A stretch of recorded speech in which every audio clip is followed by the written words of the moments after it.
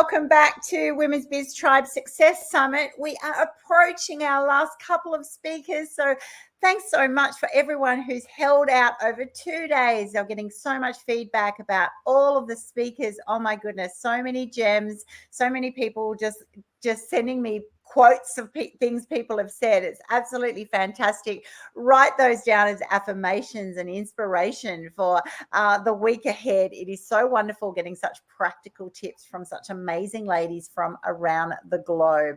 I'm absolutely buzzing, and apologies to those who also are tuning into here. Trish Rock, she will be straight after this session, I promise you. But now we have our wonderful Swati Tyagi, who's going to come and share with us. She is has had 12 years as a consultant and business analyst in digital product delivery, information management, information quality, data warehousing, business intelligence reporting. Oh my gosh, she knows all things tech. And her great thing that I love as a non-techie but trying to become techie is that she's all about the making sure that customers stay at the front of absolutely everything she does. And she actually specializes in helping tech adverse micro business owners, so small business owners who are actually like saying, I don't know what to do, I don't know how it all works, I don't know how everything integrates. It can feel really overwhelming. Well, she's your girl. She's the one who makes that all sound simple. So I'm going to let you share now. Welcome to the summit, Swati. Thank you, Annie. Thank you. I feel honored for such an awesome introduction. Yeah. And hello to all the beautiful ladies who are watching us live or watching the replay later.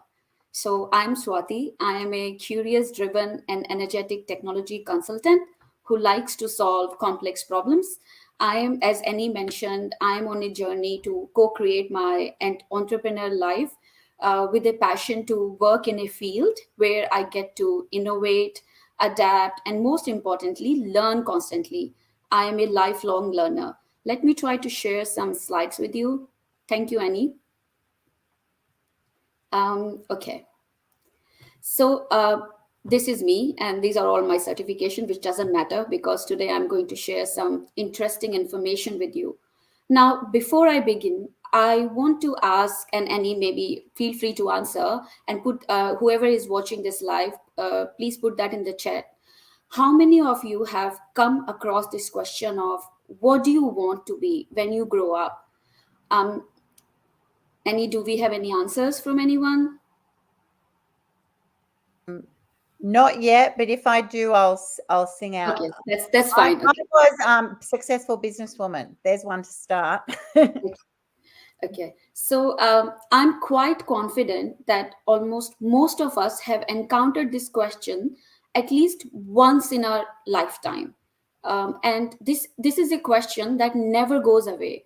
So, to make more sense of it, if I have to reframe it, the question makes, what do I want to grow into as I explore the rest of my life?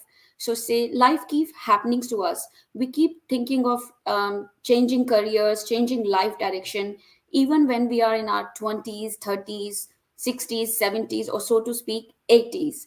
So hence today I'm going to share some practical, because I'm all about I'm a sucker for techniques, tools, tips, strategies. So today I'm going to share some techniques with you through which we will explore the answer to this question. And I'm also using those techniques to explore my own life.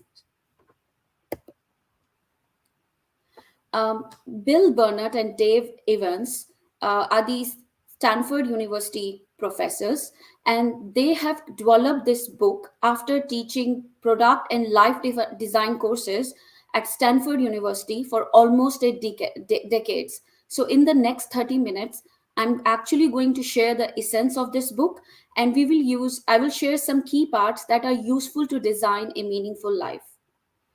Now, before I deep dive, I'm not sure how many of you are aware of the design thinking process.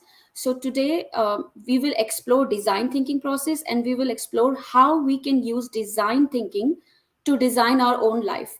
Now, what do I mean by design thinking? Design thinking is an innovation methodology that is used by organization to design products and services. So big giants such as Microsoft, Apple, they use this as a methodology to innovate products, and it's a step by step process. So what do I mean by step by step? So first stage is empathize. We empathize with user, we figure out what their needs are.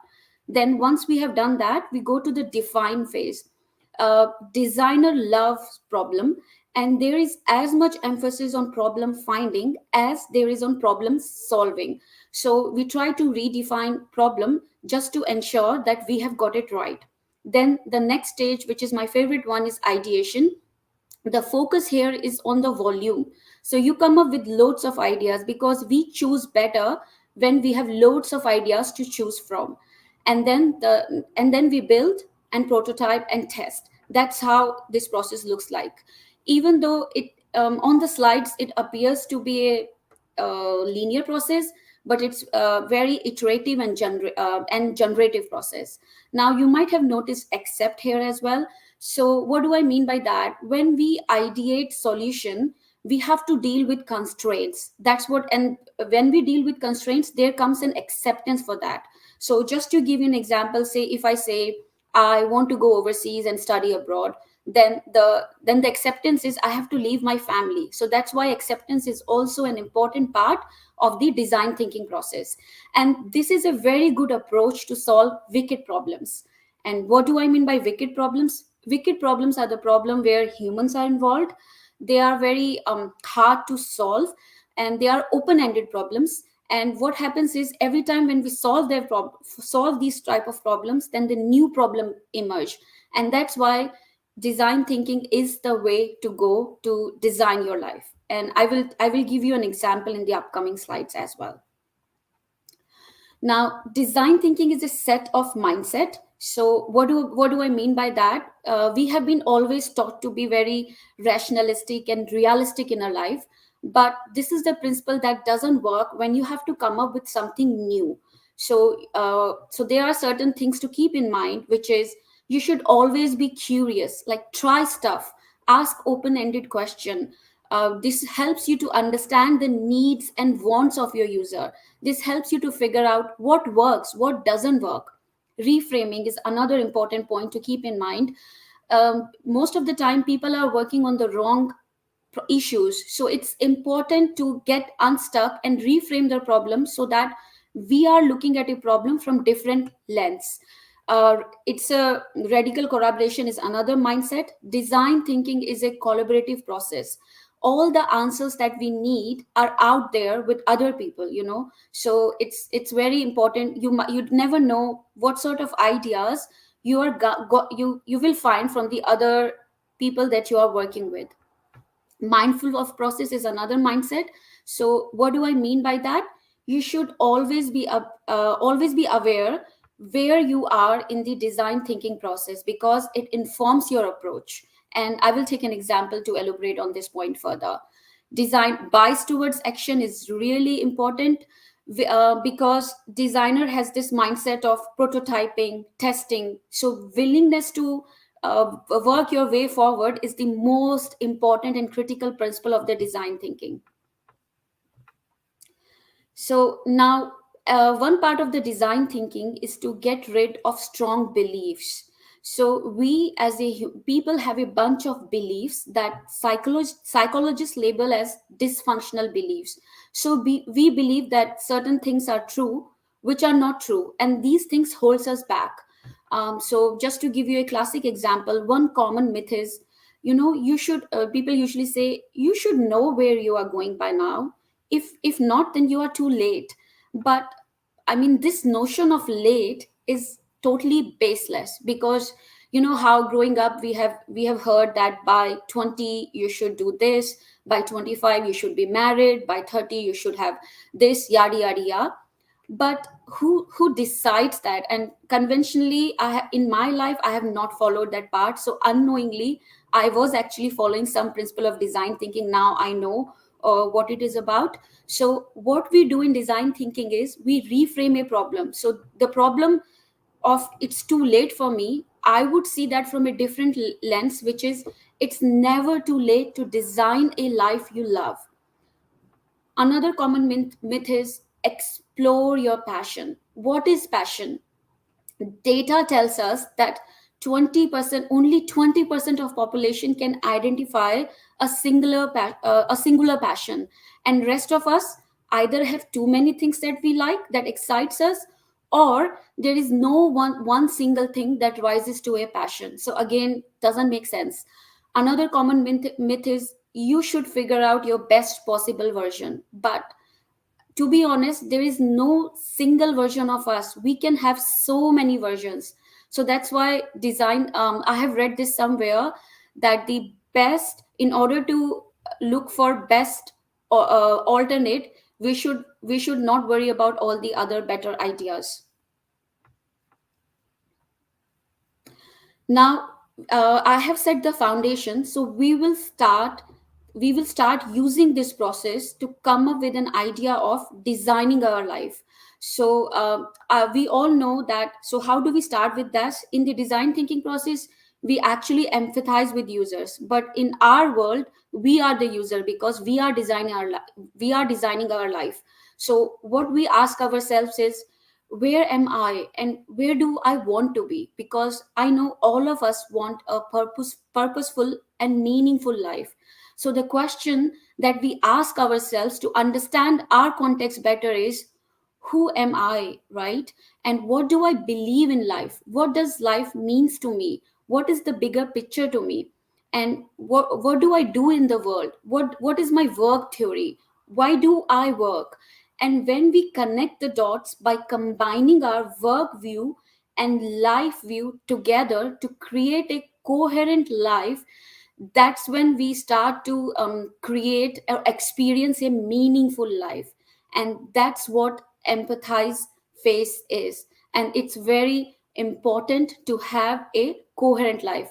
So just say from my example, as per my life view, I am all about innovation, variety, friends, family. I love to connect with strangers, meet new people, etc.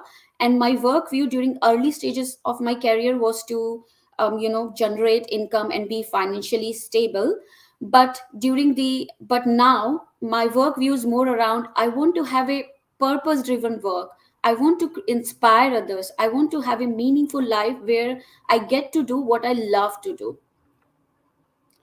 Now, another part of the design thinking is, we have empathized the user. The next part is to understand ourselves, to understand where we stand. So, we believe, as a human, we believe that life and planning is mostly about time management, but we want to give it another spin of energy management. And what do I mean by that? So, every task requires us to spend energy. And when we are talking about energy, I want to share an interesting fact with you or insight with you. So, we would assume that, energy will be distributed over the body in proportion to the size of the organ, but it's not.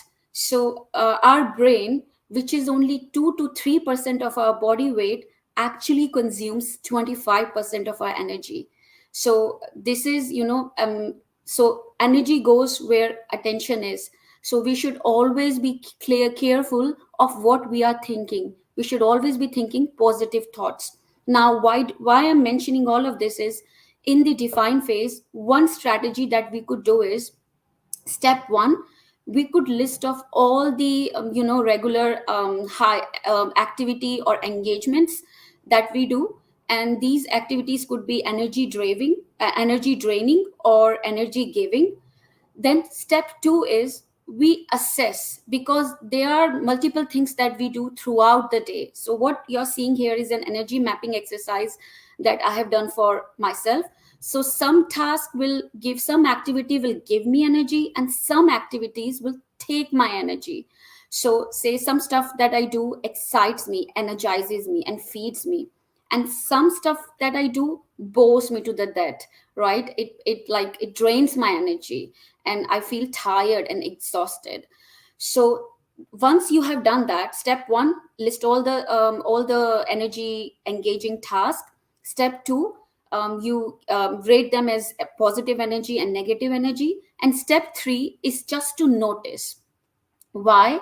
Because when you go to step 4, you will identify that you can make small changes to change your flow. And what do I mean by that? So as you can see in this graph, admin task, I hate to do that. So what I can do is, one approach could be, I can surround a low energy thing with two high energy things. Or another approach you can take is, just by changing, so I have changed the sequence, right? So just by changing sequence, location, or place, I can convert a low energy task into a high energy task. So an example could be, if I hate to do admin tasks, but I when I say I don't hate it, but actually it's a negative energy task for me. And but say having a coffee in a cafe energizes me. So maybe what I can do is, I can combine it. I can do my an admin task while sitting in a cafe. So there is a high possibility that I'm converting that negative energy task to the positive energy task. Now, another activity, because this is where we are collecting insights, right? So, one other approach that you could do is, in order to design your life, you could maintain a good time journal. And you can observe, you can collect the data, say for 1 to 2 weeks. And this is where, what you can do is, you can do observation. You can notice that which activity takes you to the flow state, and which activities engages you highly with a positive or a negative energy state. And what do I mean by flow state here is, flow state is the state where we are in like zen moment. Time stands still. We have that inner sense of clarity. We have that ecstasy. We feel that ecstasy. So in this example, you can see, say, when I'm organizing and getting right outcome from workshop, I am into that flow state. So it's very important. And how can you notice this? Maybe what you can do is, at the end of the day, you can go back in the moment, and you can reflect during the day, when did you feel that sense of flow, and when did you feel that sense of preliminary flow either as well. So now, this is a very important concept to grasp. Another part of defining problem is to get unstuck, because there come a situations, there are always a situation in life where we feel stuck. So one example is, I'm pretty sure you all might have someone in your life, or a friend, who is always complaining about their job or their partner, and they are stuck, nothing is happening. So if they are just complaining, and they don't want to do anything about it, or they don't want to take any action about it, then the only way to deal with it is to accept it, because it's not a problem, it's just a circumstance in their life. So in the design thinking concept, we call this as a gravity problem. And there are two flavors of gravity problem. One is totally inactionable, and another one is functionally actionable. So what do I mean by that is, say, we know that this is a fact, that if I'm a full-time poet, they don't earn as much. So you can't do anything about it. You know that their wages, you know their pay scale. So this is kind of a gravity problem. But once you accept it, what you can do is, you can come up with another possible options to deal with it. But there are certain things in our life which where there is no solution. If you think that a problem is not solvable, not actionable, then it's not a problem, it's like a gravity, right? So it's just a fact of life. Another type of problem that we come across is anchor problem.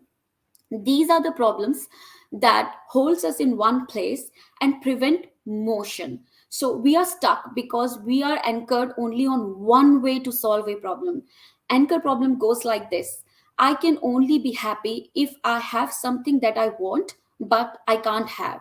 So learning to identify gravity and anchor problem is key, because we can only solve problems, we cannot solve problems we refuse to have or misunderstand.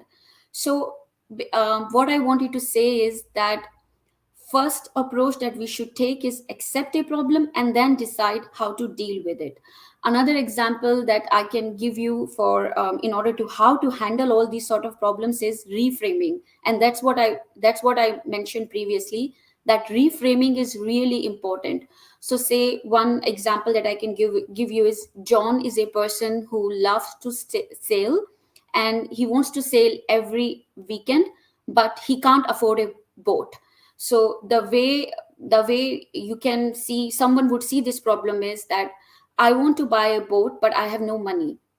But we can rephrase this problem to say that how can I go sailing on a regular basis?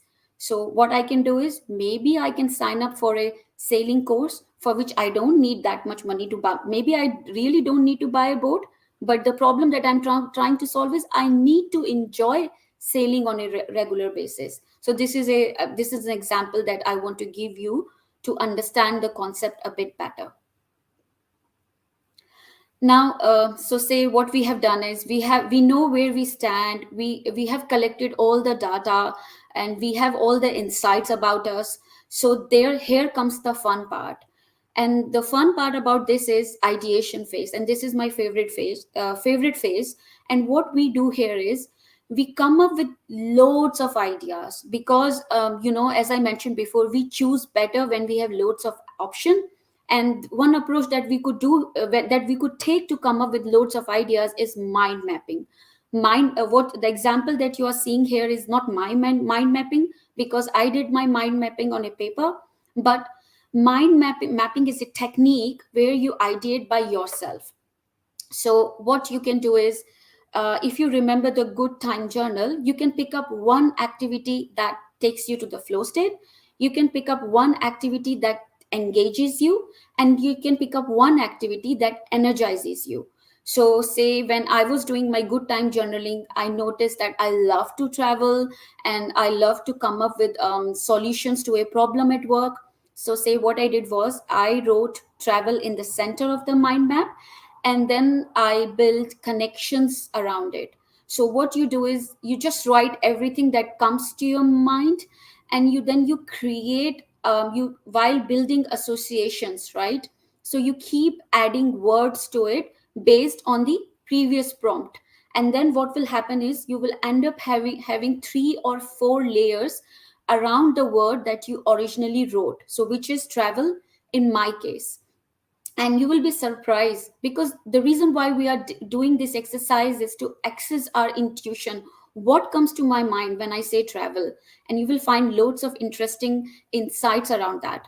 Now what you can do is you can pick up the elements from each of the mind map. So pick up the activity that jumps out at you from each mind map, and then make a description out of it. And by using these all elements, you can come up with wild, bold, and big ideas, so to speak. So that's one approach. Other approach that you could take is we can come up with multiple lives, and we can go and ideate in a lab, and then we can come up say with 3 lives. Why I'm saying 3? Because stat says that usually 3 lives is something that is reasonable, and this is based on my research as well. So now what you can do is life one, I'm not saying that change something that is already working for you, but there are always room for improvement. So for life one, what you can do is, maybe your life is good, but just look at your current life and see what I can change to make my present better. So chuck in your wish list items. So say sometime like I love my life, but maybe I could do more of, I want to learn scuba diving, so I can add that as my wish list, and I can throw in all other items as well that I always wanted to do or want to do. The second alternative life that you could come up with is the something, say imagine the thing that you have goes away. So just to give you an example, I work in IT sector, and say IT industry has shut down entirely, and then robots have taken over all over the world. I'm dramatizing it, but you get the gist behind it, right? So what would you do if what you do now is like not available to you? So that would be your second life. And the third life is a wild card plan. And what do I mean by that? So imagine money is not a problem for you, imagine you don't worry about what people will think about what you are doing, and no one will laugh at you, then what would you do? So because sometimes there is so much society pressure. So say if I say the culture background where I'm from, and I came to Australia and I to do my higher studies, and I'm working here. And then say if I tell someone that I want to be a travel guide, then probably society will tell me, so you came to Australia, you did your higher studies just to be a travel guide, did you? And no offense against travel guide, but that's what I'm saying. This is where you come up with a wild guide idea, when money and image is not a pressure for you. So these are the three approaches that you take. And when you finish this exercise, be it mind mapping or be it coming up with your three parallel lives, you will notice, you will be amazed that, oh my God, I never thought about this. I can have it three different lives. And I'm not saying that you can make, I mean, some people might end up making radical change, some people not. But what you will notice is, you will notice some things that, we might have left behind along the way during the busyness of life, and we forgot about them. So what you can do is, you can add them to the plan one, the improving your current life. So it's a very, very interesting exercise. Now we have done our empathization, we have understood where we are, we have come up with lots of ideas. Now the concept behind ideas is to build prototype.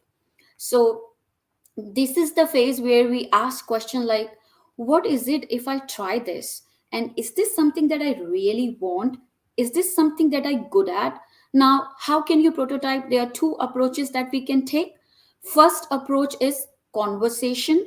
So you can do informational interview, you can have information sessions. Basically you find someone who is living in your future, learn about their reality, try stuff. So say for an example, if my dream is to work for a big corporation, say Google, then I can find someone in Google and I can interview them, because and ask them what it is to work for Google.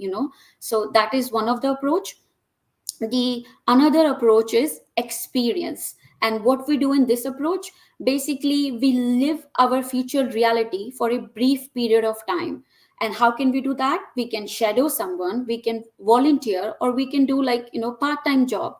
This is also an important concept, where you will learn so much about your future. So the message here is, don't be afraid to ask question, expose assumptions, and be curious, experiment. That's where the magic happens.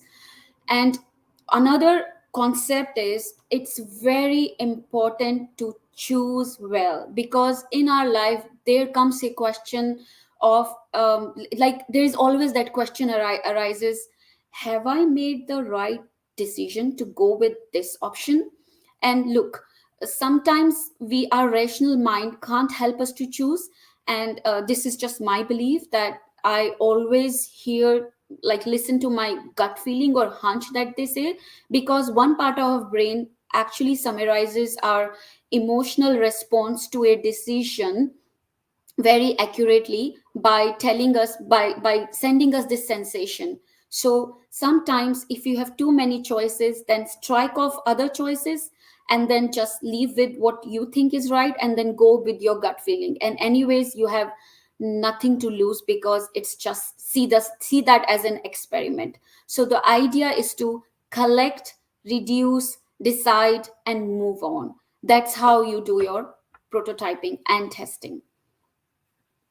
So I want to share this quote from Socrates with you, which in my language is, just try stuff. You are never too late, and you can reset your counter at any point and start over. So now I want to sum up this mini masterclass with 5 key ideas that I've shared with you. The first idea is, connect the dots, find a meaningful life through work and life views. Always stay away from gravity problem, or reframe those problems to make it actionable, because you can only act on something that is actionable. Come up with three different plans, because the plan is to cover as much ideas as possible, because as I said, always volume. And it's very important to prototype before you jump in and try in something. It's very important to to learn from your experience, to experience something before you go all in. So one example that I can give you is, say if I have this wish to become a digital nomad, and I can put my apartment on Airbnb and just go to Europe for 3 years. But I think now, using design thinking, maybe I can take a 1 to 3 months break and see if I like it, because maybe I don't like not having a permanent base. Maybe it's not something that is my cup of tea, but unless I try, I won't know. And the last is, choose well, because when you choose well, I'm sure you will find your way. So I wish you all a good luck in, try stuff, try ideas, and then I'm pretty sure you will be able to design a well designed life. Now, why as part of my own quest to find and design a meaning and purposeful life, I have founded Serva, and I will just spend a little bit time on telling you about Serva. So what is Serva? Serva is a one-stop shop, where I bring and my team bring vast experience in digital consulting, engineering, software, and consulting, software engineering, and digital transformation. So we are here to serve small businesses and startups. So if you are a startup and a small business and you are struggling with digital and cloud requirements, we leverage innovative technologies to increase your market positioning and profitability. What are our services? Our services are web application development, mobile and application development. We can help you establish a minimum viable product to set you up right from the get go. Data strategy and data platform. We can always work collaboratively with you to find to set you up for success. Machine learning and artificial intelligence is something where we have forte as well. So these are our services. Now, I also want to share, because I'm always a data driven person. So I want to share some facts with you. 42% of small businesses fail to take full advantage of technology. 13% don't use technology at all, and less than two-thirds of small businesses have a website, according to 2021 Small Business Website Statistics. Now, I was curious that why do we have stats like that? So then, as you know, there is another research that tells me that the reality is, because of so and so reasons, what you are seeing on my slide here, because of maybe say privacy and security concerns, cost. This is a survey done by, again, Small Business Technology Trends. Maybe staff have insufficient skills. So there are multiple factors that contributes to this. Now, Serva can help you to solve some of its problem. We can help you with revenue growth. We can help you to leverage cloud as a technology, because the model of cloud is you only pay what you use. So that's why there is a big cost savings there, and solution is more affordable. I'm not saying that everything is security proof, but cloud-based services are easier to access and more secure and reliable, and I'm sure you will have competitive edge as well. Now, just wanted to share one my own principles, that everything that we do, honesty, integrity, and transparency is the core, and this is our business philosophy as well. So yes, I just wanted you to be across this too. Now, before I conclude this session, I want to leave you with a note that please feel free to get in touch if we can serve you in any way. If you think, or if your gut think that we are the right fit for you, then you can contact us by all of the above means. And lastly, I want to say thank you for listening to me, and thank you to Annie for providing this incredible platform to share the value with others. And I wish all of you the best to in order to design your future endeavors. That's all. Thank you. Oh, thank you so much, Swati. Wow, that was just so much Amazing information. What I'm imagining those listening in are like, wow, if you don't think in that kind of systems thoughts, because you're just trying to do your business, right? You're trying to be out there just making things happen. Someone like Swati is who actually thinks like this, plans like this, trying to get every single detail. So when you actually start applying these principles, it's really quite amazing, because you actually do get what you want. Like but it just requires frameworks and the detail. That's what I'm like. A lot of it, like, people will be going, oh my gosh, that's just so complex, but it's not really, because what they're doing is they actually just do the research, do the work. What do you want? Make sure that you stay the priority of the project rather than the busyness. And I think so many of the principles that you've shared today, this kind of session is one that someone will watch on replay and really have to go through all of those points and absorb it. And then once they do and they start thinking, oh yeah, I can see if I'm actually going to, be bringing in a new technology or reorganizing a part of my life or whatever, they're the same principles that Yes. you've outlined, which, rather than just thinking, oh, they're just for tech. No, they're actually not. It's a way of thinking, way of life. And there's just so many benefits from it. So thank you so much. We are going to have to leave it there, but I thank you so much, Swati, for sharing your knowledge and expertise with us. I know that is going to be super, super valuable for people. If you're wanting to then connect with Swati, she's super easy to find. She's in Women's Biz Tribe. She's able to be found there. And then you can also go to her website, which is sava.com.au. and just reach out to her. If you've got tech needs that you're just a bit overwhelmed in your tech, in your business, that's, as I said at the beginning in an introduction, that's exactly what she does. She'll be able to listen to your needs, not necessarily like how frustrating it is. She would probably want to know, what are you trying to achieve? What does your business want to do for your customers? And then it's like she'll then design the solution for that, always keeping the customer at the forefront. But when you do that, and then you have it clearly explained to you, then that will take all of your worries away as well. So definitely reach out to her. Put questions in the chat if you want. If you think they're more complex, definitely come and do that via her website or in the Biz Tribe.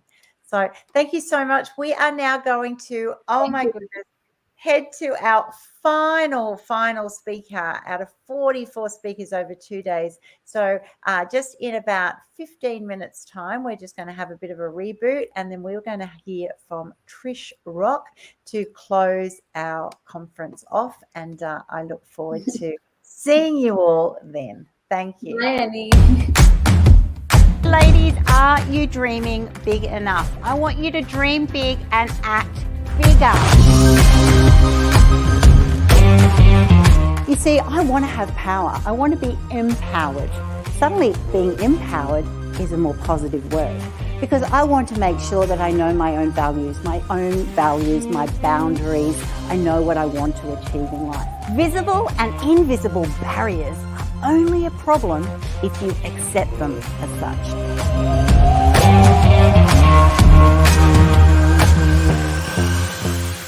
So a woman with a big dream also needs to have a plan, because without a plan, that dream is just a wish.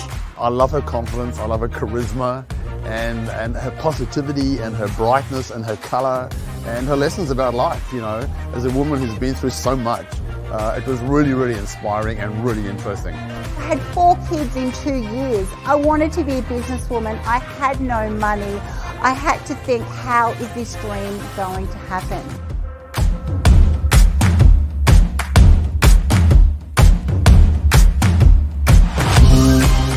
If you actually start believing, if something's important to you, just back yourself.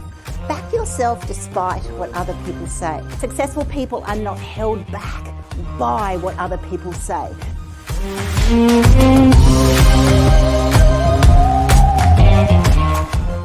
I would recommend that for everybody, because everybody should have a dream and everybody should back themselves. So I think she's awesome. Even when it feels like everything's not going to work, they go, you know what? I'm going to make sure that this does work. I'm going to be positive despite, because it brings energy, it brings opportunity. And as soon as you actually get half glass empty, your vision will start failing.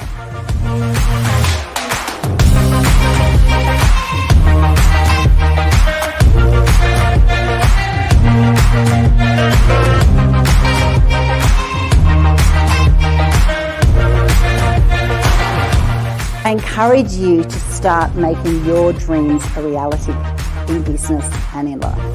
Thank you.